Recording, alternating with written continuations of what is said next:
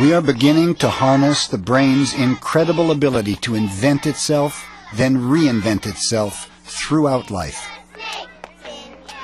This girl is a testament to the amazing resilience of the human brain. Young Jody Miller leads an idyllic life as a 9-year-old girl. You would never guess that she has undergone some of the most drastic surgery imaginable.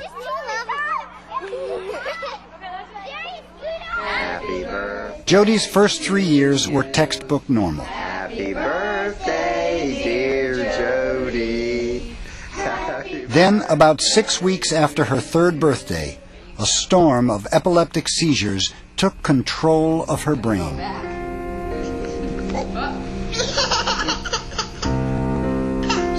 She couldn't use her left arm hardly at all. She could barely use the left leg, seizing a good deal of the time, multiple types of seizures. Ordinary life became impossible. Medicines did nothing, and the seizures threatened to turn fatal. Desperate, Jody's parents brought her to pediatric neurologist Eileen Vining. We found her seizures were all coming from her right hemisphere. And we knew that there is virtually nothing else, nothing but Rasmussen Syndrome that can produce that picture in a young child. Rasmussen Syndrome is a degenerative brain disorder that disrupts the electrical activity that makes our brains work. Tiny electrical explosions were flaring up in Jody's right hemisphere. As seizures became almost constant, she lost control of her left side. Only one radical treatment option remained. We knew that she was never going to have her seizures controlled with medicine, and we knew that she and her family faced taking out that half of the brain. Okay. Dr. Vining recommended a daring surgery called a hemispherectomy. It would be performed by pediatric neurosurgeon Ben Carson. The whole concept of taking out half of a person's brain would seem to most people impossible.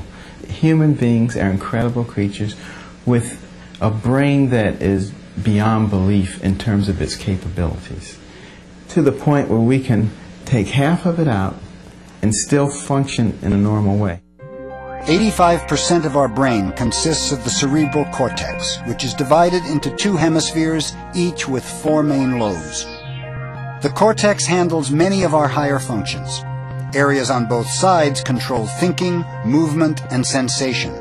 But the right side controls our left side and vice versa.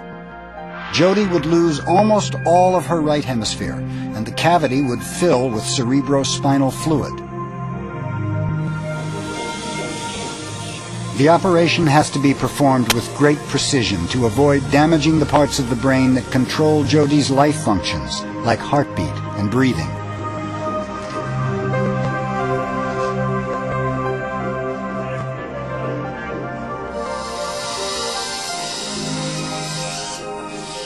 The surgery went flawlessly. What we're looking at here is an image, an MRI, that was done on Jody after her surgery. And what it shows us is the fact that we removed her entire right hemisphere. And what we're able to see here is indeed her very normal left hemisphere and all the beautiful gyri of her cortex. And we can see right down the middle, the right hemisphere that was there is now replaced by fluid. But how could Jody function normally with only one hemisphere? It's because of a miraculous ability of the brain called plasticity. Our brains can actually change shape, creating new connections between neurons or brain cells to replace lost or damaged ones.